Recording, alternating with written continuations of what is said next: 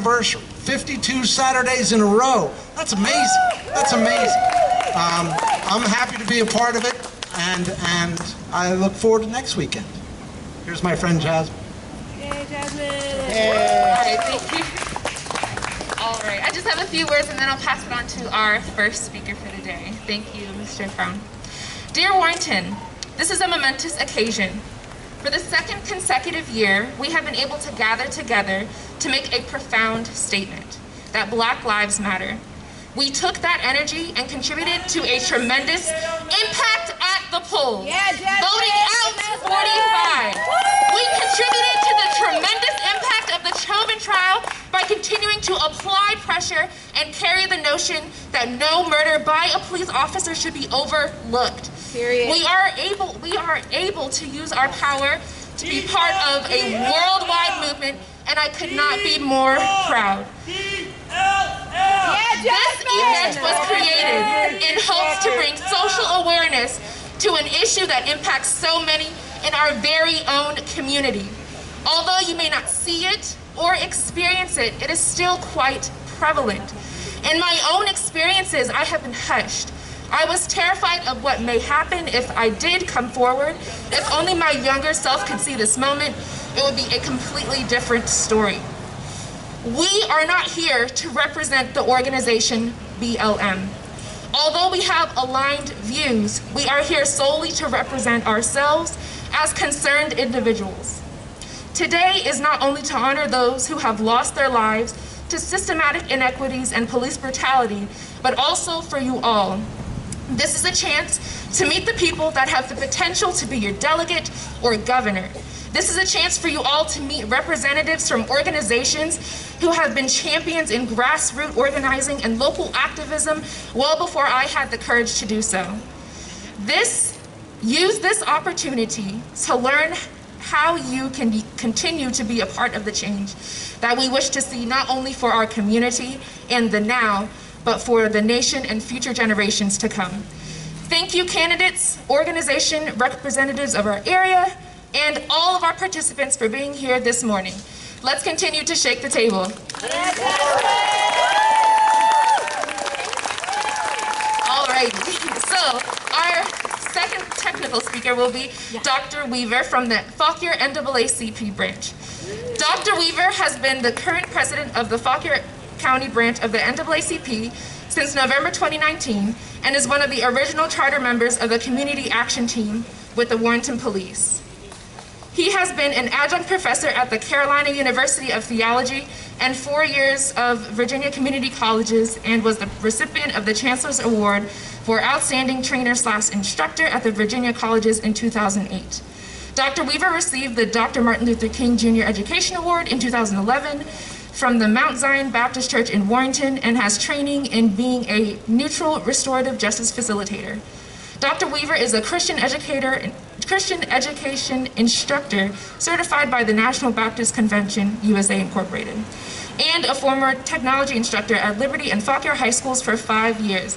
Please welcome Dr. Weaver.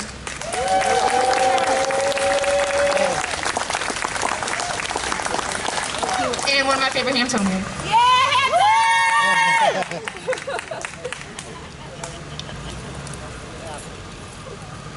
You all sure look beautiful. You look good too. Hey, I'm trying. Today we're here to celebrate a milestone. And it has been a challenge, but we've made it. One of the things that I saw on our bulletin that was passed out was the word advocacy, advocacy, A-D-V-O-C-A-C-Y. Advocacy. That's it. I knew somebody would help me. But what is it? What does it mean? It means together we stand for something that needs to be changed. And we're here today to do that. And this is what we call a testimony to a new day. Today, as we stand here representing all the issues of the world, We want to make sure that our voices are heard, and that we share ideas, and we persuade others to create changes. Now, that word changes is very important.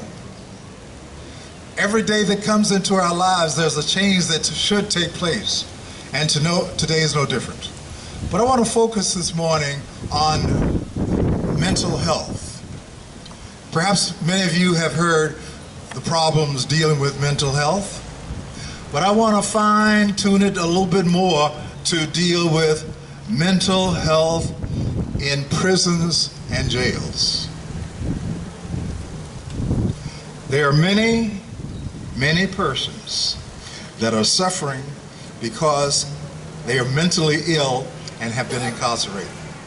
But the reason we need to stand up and make some changes here, because number one, mentally ill prisoners remain in prison or jail longer than regular prisoners, and thus this creates overcrowdedness. Many ill prisoners, especially those that are not treated, have behavior problems, and whether they're in jail or out of jail, because they have not been treated, they still present problems. Now, let's look at one more thing. Mentally ill people, prisoners, are disproportionately abused, beaten, and are raped. Mentally ill prisoners are victimized much more frequently than other prisoners. Mentally ill prisoners often become more sicker in prison than they do those that are not treated. And they spend far more time in solitary confinement. So in my 3 minutes, I hope I have instilled in your thinking what you can stand for as far as bettering the condition or conditions of the mentally ill that are in our jails and prisons. Many times they're looked at as being just another number. Sometimes they're looked at as being maniacs, babblers, and so forth. But this mental illness among prisoners is nothing to be joked. It's just as bad as those prisoners who may suffer from cancer, tuberculosis, or diabetes, or anything else. So I'm going to say, if you want to make your voice heard, speak up today.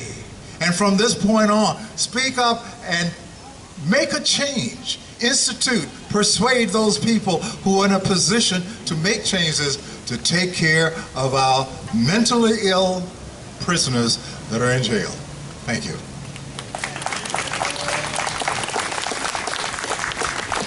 Thank you so much. Thank you so much, Dr. Weaver, for bringing light to a very, very important issue. All right, next up we have L.T. Bridgen, representative of the Prince William County Democratic Committee. L.T. Bridgen is an author, advocate, and nonprofit founder who currently serves as the chair of Prince William Democratic Committee and as a commissioner of the Prince William County Human Rights Commission. L.T. Bridgen is passionate about advocacy and activism that leads to lasting social change and improves the quality of life for marginalized communities. L.T. Hey, thank you, Jasmine. Good morning, everybody. Everybody looks so great. First, I want to take a moment to say thank you to the Advocating for Justice crew. Thank you for your commitment to Black Lives Matter. Thank you for showing up week after week to hold this rally. Thank you for your dedication that has persisted long after the cameras have stopped rolling and many people have rolled up the carpet, dropped the curtain, and turned off the lights. As Bishop Desmond Tutu said, to remain silent in the face of injustice is to choose the side of the oppressor. Thank you all for refusing to remain silent. In the spring of 2015, I walked into my hotel room after a long day at the office and turned on the television to what I assumed was a movie clip or some sort of film rehearsal. On the screen, a black man was running through what appeared to be a park or field, and he was being pursued by a police officer. Moments later, the police officer pulled his weapon and shot the man in the back. Just as I was about to change the channel, a news reporter appeared, and I realized that this was not a clip for a movie, but a video of a real-life scenario that had taken place in South Carolina. I literally fell to my bed in despair and disbelief.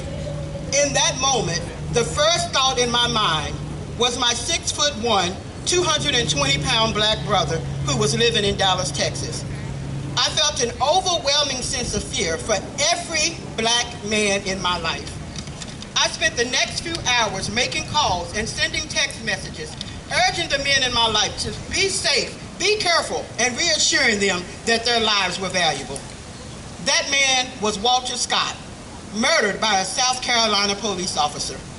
9 months prior, Michael Brown had been shot and killed by a police officer in Ferguson, Missouri. 2 weeks later, Freddie Gray would die from injuries sustained while in the custody of 6 Baltimore police officers. There were far too many stories before these, and there have been far too many stories since. When people take offense at hearing the phrase Black Lives Matter, I want to remind them of this.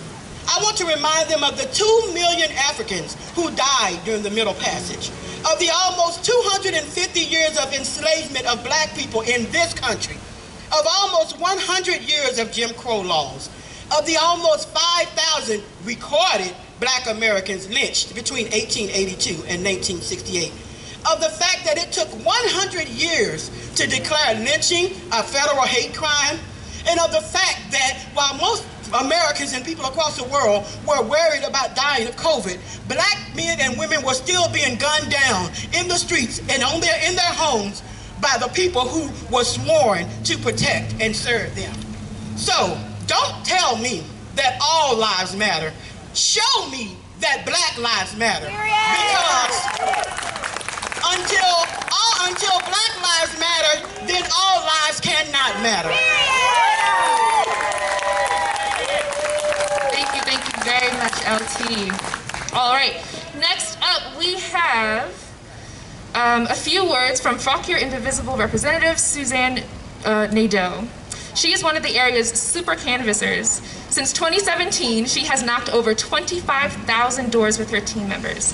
Aiding in countless campaigns, she has participated in literature drops and online events. She is also the co-founder of Indivisible Nova West. Please give a warm welcome to Miss Suzanne.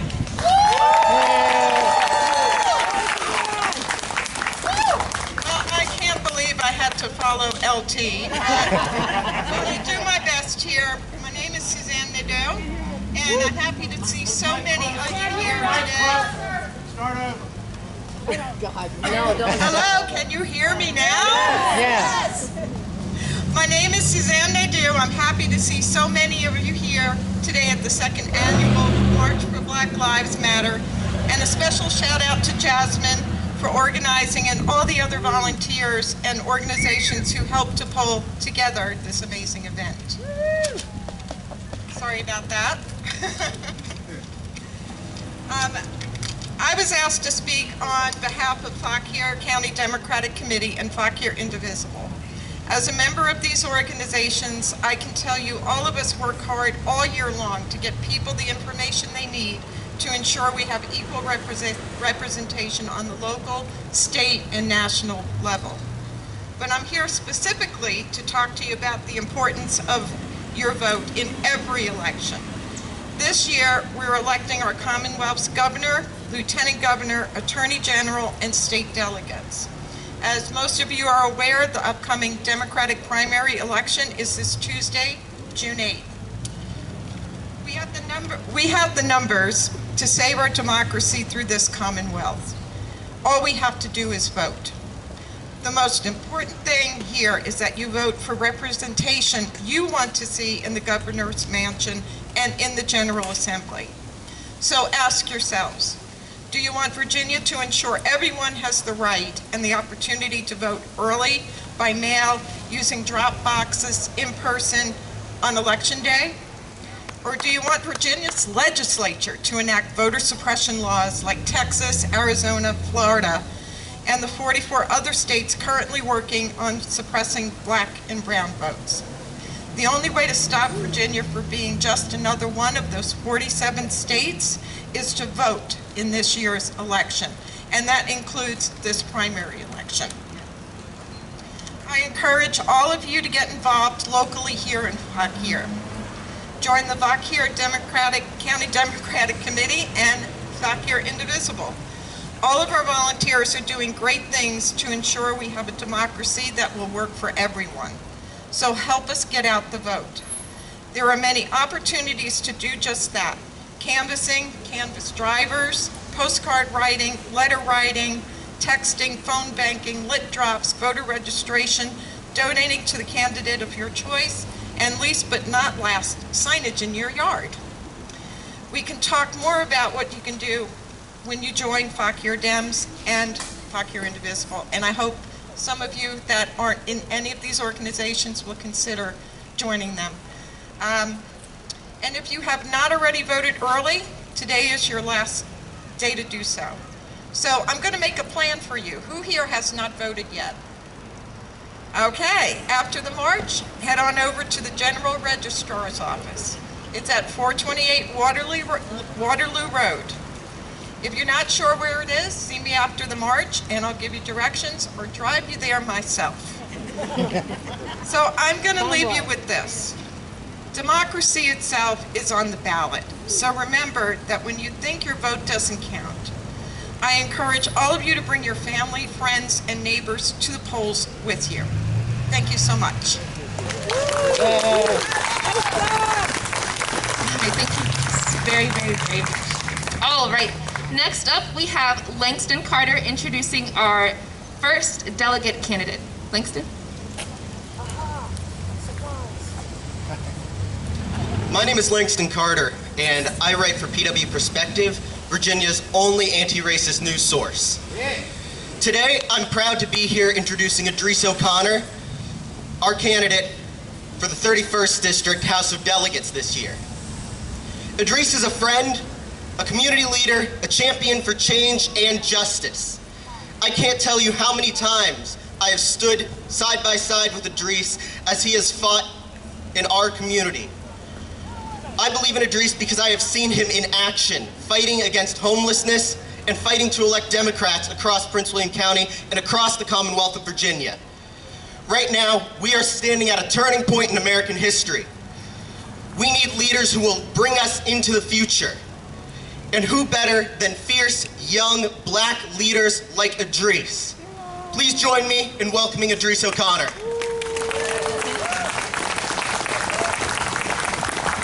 Thank you so much, Langston, and thank you to everyone in all the organizations that's brought this event together.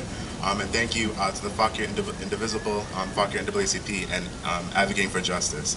My name is Idris OConnor. I'm a Democratic candidate running for the 31st District. And I'm running to help working families. But, you know, primarily I'm running to to end homelessness. Langston talked about the work that I've done in Prince William. I've worked to, get people off the streets. We have a lot of people experiencing homelessness, not just in Prince William County, but across the Commonwealth, especially after this pandemic. So that's something that I've been working on for the past 5 years, educating our communities, getting people out to go vote and vote on the issues and addressing poverty. And so one thing I want to say is I want to keep it short because I know we have other speakers coming up. But, you know, we have to elect, I used to start as an activist, you know, getting Democrats elected, but Democrats who care about all of our communities, not just the wealthy.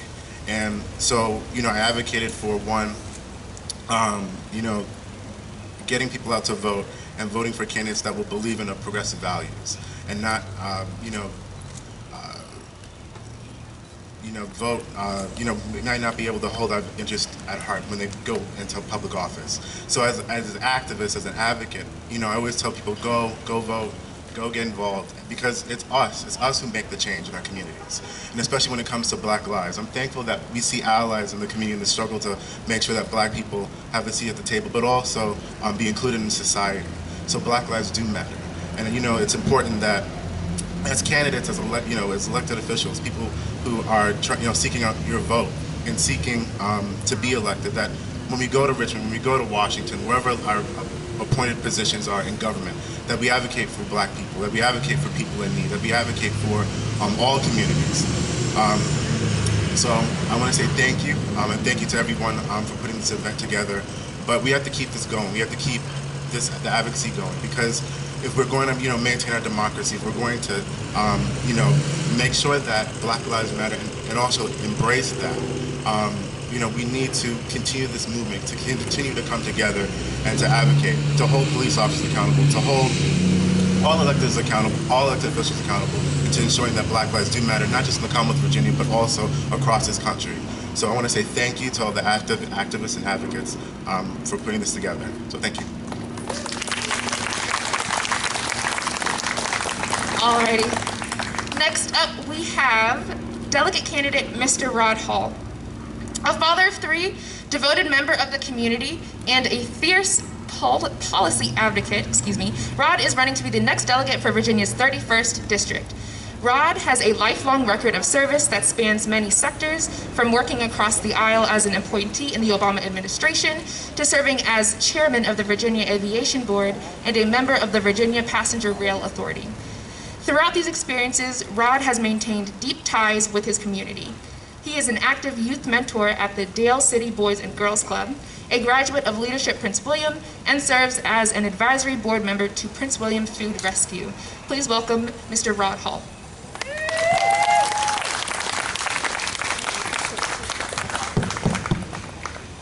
Good morning. Can you all hear me? Yes. I'm going to dispense with the usual stump speech this morning, and first of all, give an acknowledgement to the organizers and host of this event.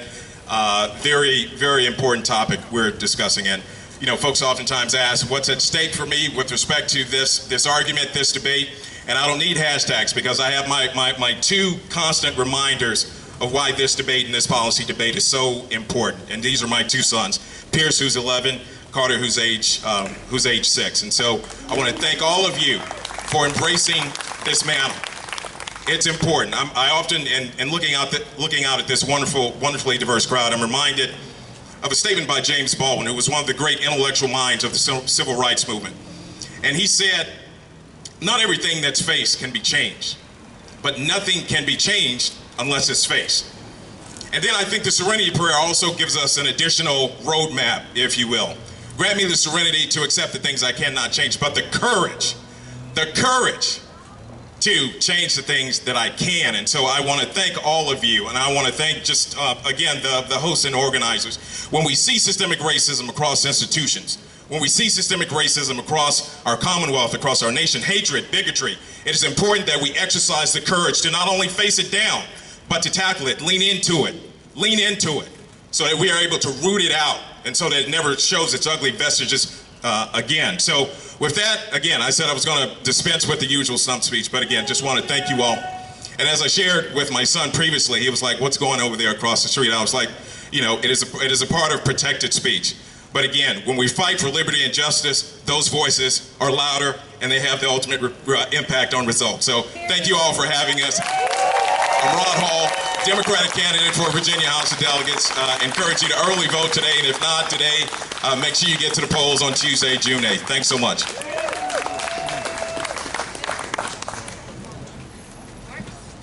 All right. Period. Next up, we have, let's see here on our list. Okay, Delegate Elizabeth Guzman.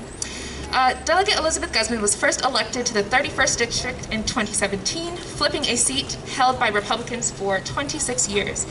She's the first Latina immigrant in the General Assembly and has passed 24 pieces of legislation and held more town halls than anyone in Prince William County since being elected. Please welcome Delegate candidate Elizabeth Guzman.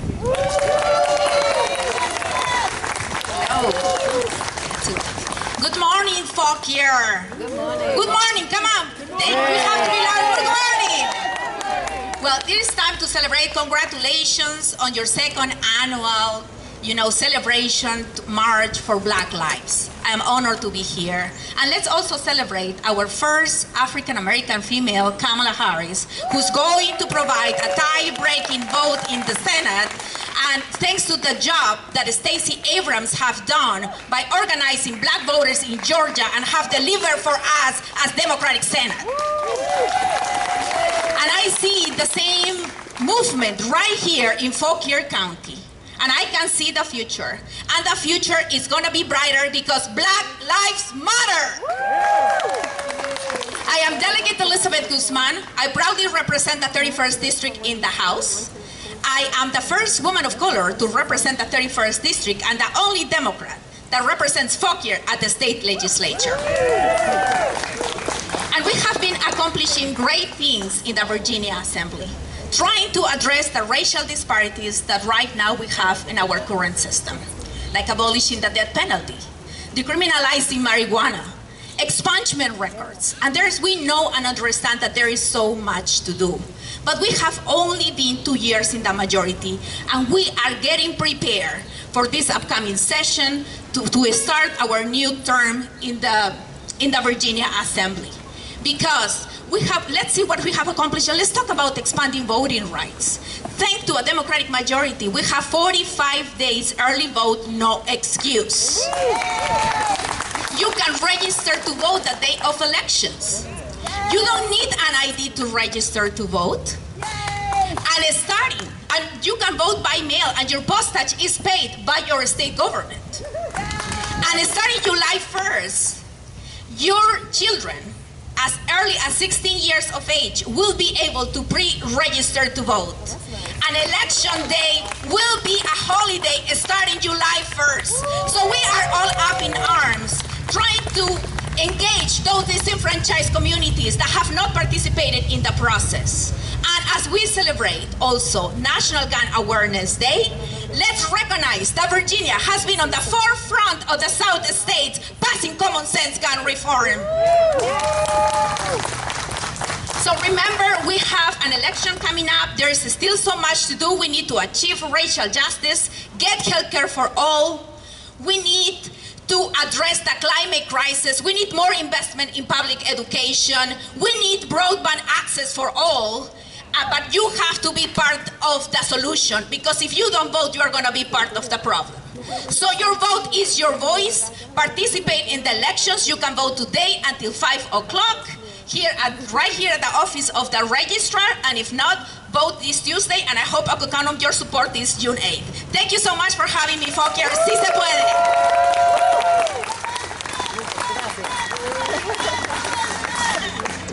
All right, thank you, Ms. Elizabeth. All right, next up we have Governor Candidate Jennifer Carroll Foy, excuse me.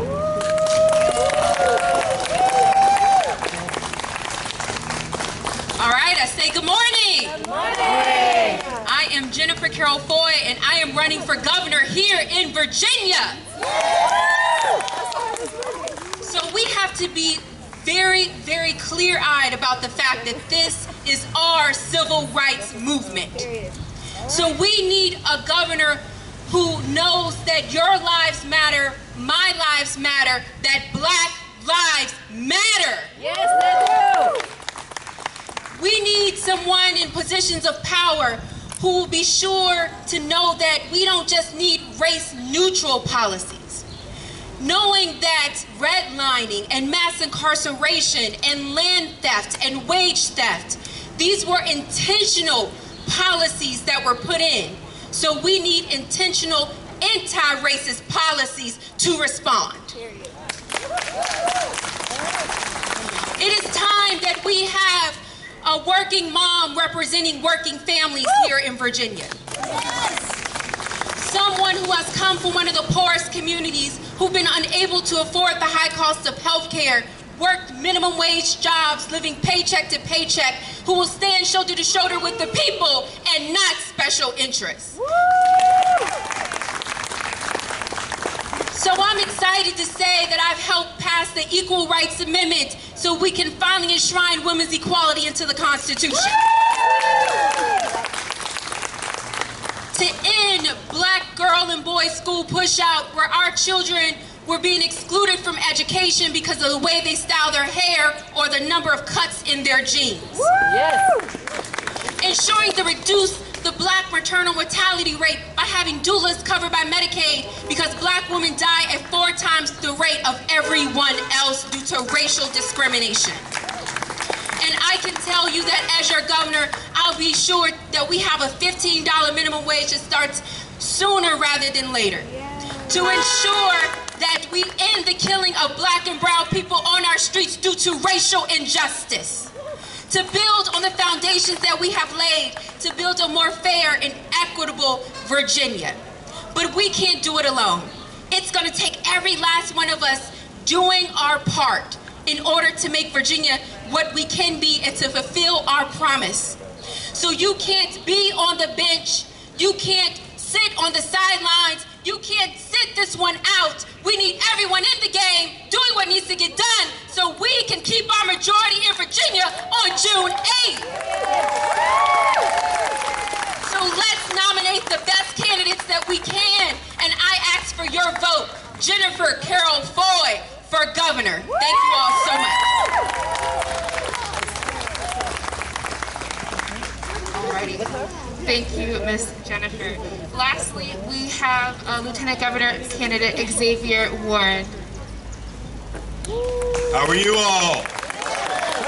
I'm Xavier Warren. I am your candidate for Lieutenant Governor, and I am excited to be here and see a diverse crowd from ages to skin color to religion and sexuality, because it has me believe, and I know that real change will come to Virginia, and real change will come to the United States to make sure that we know, everyone, that Black Lives Matter. Let me share a little bit about my background.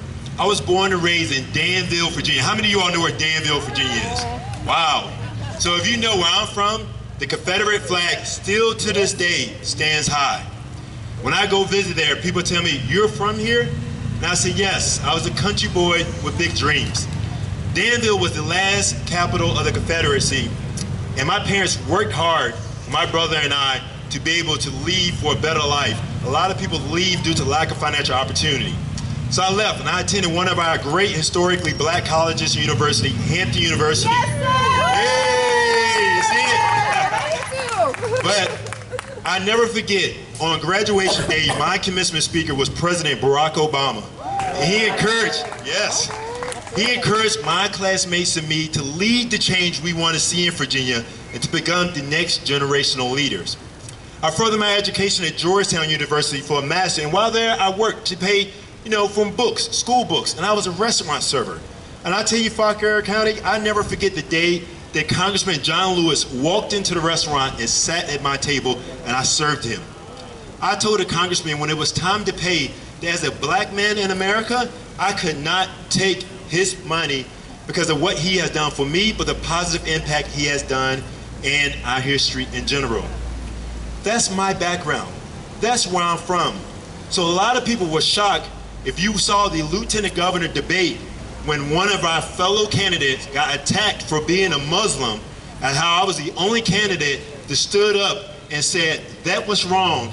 And I looked to the other candidate and said, regardless of your sexuality, your religion, or skin color, or your financial status, I said, if I'm, God willing, your lieutenant governor, I will protect you, because as a follower of Jesus, I live by the golden rule. You treat those the way you want to be treated. And that's the type of man of leadership and of courage that I want to bring to the state capitol to make sure, and I stated on national TV, that not only Asian lives matter, not only LGBTQIA matter, but most importantly, I made sure that everybody know that Black Lives Matter. So I want to say thank you all for being out here. Please vote, early voting right now, Xavier Warren for Lieutenant Governor, and God willing, we'll love to have your support. And we got free t-shirts and pamphlets over here as well. So thank you, and God bless.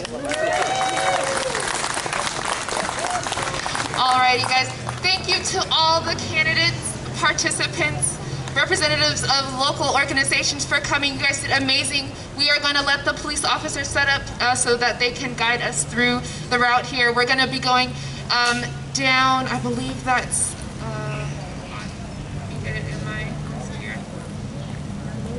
All right, Ashby Street to East Lee Street, heading toward Keith Street, to Shirley, heading toward Garrett, circling back at Waterloo, and ending here at the courthouse, okay? So it should be a little over a half a mile. Most of it should be shaded. So yeah, we should be starting in just a few moments here. All right, and thank you guys again for coming out. Wait, one more speaker. Sorry, we have one more speaker. It'll be very brief, my friend Colleen. Hello, good morning, good afternoon. I am Colleen with Moms Demand Action for Fauquier County, and I just wanted to tell you a little bit about our mission and why we're here today, and why we wear orange. Hadia Pendleton was killed in Chicago in 2013 at the age of 15, 1 week after performing at President Obama's second inaugural parade. Her friends wore her favorite color, orange, to honor her. We wear orange in June to honor those who have lost their lives to gun violence and for those who have survived. 58% of American adults or someone they care for, have experienced gun violence in their lifetime. This health crisis is having a devastating effect, specifically on our communities of color. We lose over 100 people like Hadia to gun violence every day. Black Americans are 10 times more likely to die from gun violence, and a Black American is shot and wounded by a gun every 11 minutes. Young Black men are 21 times more likely to be shot and killed by a police officer than their white counterparts. This constant shadow of violence is creating communities of trauma with impacts far beyond the loss of loved ones.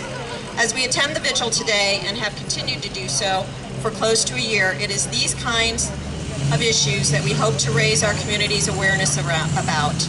The disproportionate burden that our Black families and friends have endured.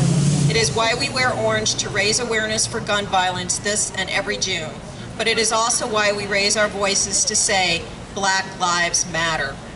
With the intersection of gun violence and its impact on Black Americans, we have an opportunity this month to help people understand the crisis our communities are facing and that our nation is also facing. We ask that this month you keep those who have lost and those who have survived in your hearts and in your prayers. We hope that you will continue to work with us to raise awareness of and to help end the gun crisis of gun violence in America. If you'd like any of our signs, we have plenty to give out, either disarm hate or end gun violence. We have rocks available that we've painted orange. We would like to spread those around the community, the county. So if you'd like to personalize it, you feel free to do so, or just take the ones that have sayings that you'd like. But we are here to, if you need any information. Thanks very much. All right, thanks, Mom Demand Action. All right, where's Lieutenant Moran? Whoever he is. Are we ready to go? Show me what democracy looks like. Show me what democracy looks like. This is what democracy looks like. Show me what democracy looks like. This is what democracy looks like. Are